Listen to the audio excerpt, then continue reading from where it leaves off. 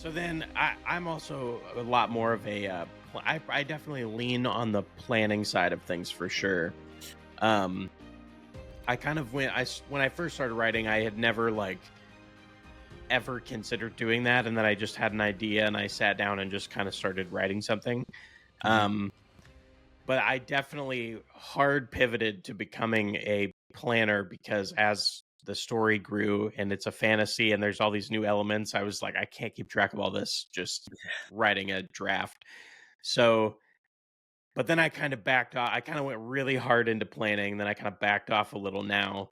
So I'm probably like a 70-30 planner. But I there's always it seems like no matter how much you plan something, because you can kind of treat that outline as a first draft. It Yeah. seems like no matter how much you do that, there's always still a moment when you're writing the prose where it's like, oh crap, I have this idea. And then you kind of turn, and then so there's always a little bit of that, I think. Yeah, no, there definitely is. And don't get me wrong, I'm not sitting here like I don't have 100% of the details mapped out. I like to have my main story arc mapped out. I can't imagine like I don't.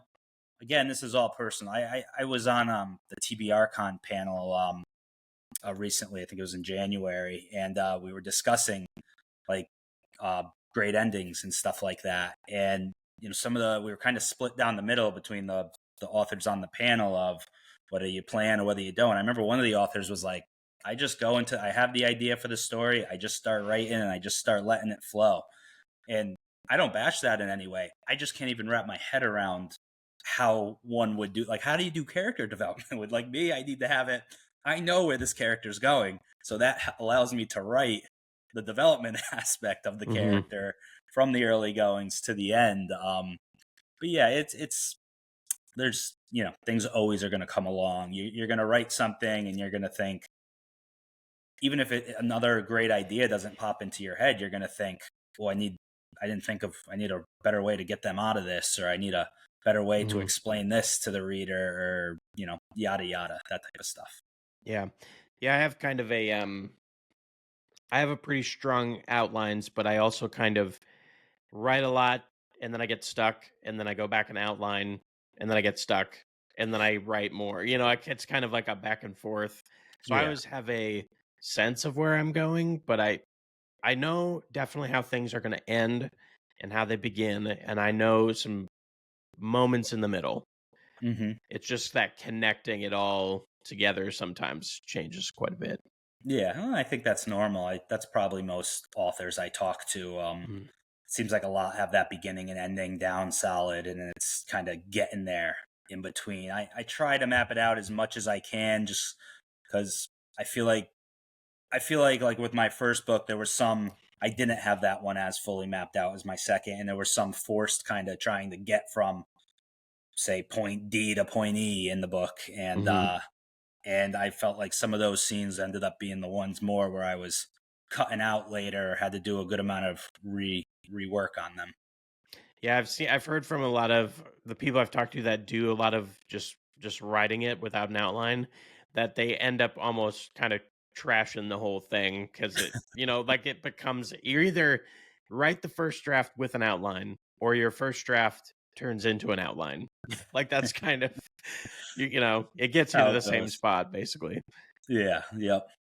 Yeah, but I think I don't know because I look at like George Martin is a great example of like he's got this big series. He's just hasn't finished the other one, but he writes like he just kind of writes it and goes with it, and so it's kind of I feel like that it's almost like you can procrastinate a lot easier almost for that.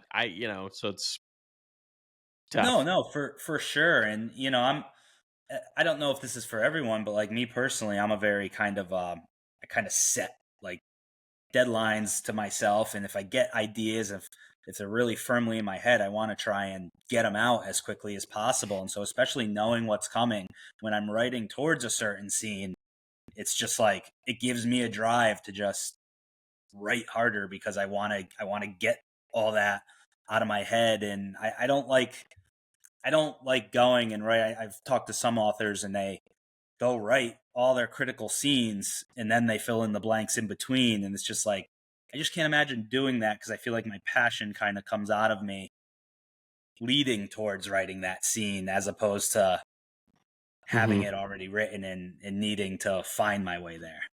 Yeah.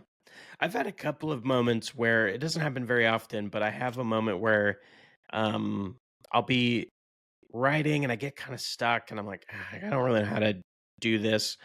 And then, but I know that there's a scene coming. And so I'll jump and I'll just write the scene that I like, I can see it better in my head, basically. Hmm. And then actually, sometimes when I finish that, it unsticks me from before. And I go, okay, now I know how I can get over there. So it, Gotcha. it hasn't happened to me very often. Occasionally it has happened to me. And yeah, it's all personal preference with this stuff. Mhm. I mean, we're all just like there's readers that have a multitude of different subjective preferences and thoughts when they're reading. You could put 100 people reading the same book, you're gonna get probably 100 different ideas and review, back on that book. So they might have similar themes throughout them, but I think it's the same with writing. It's just Mhm. we find what works best for us, what we most enjoy, and we go from there.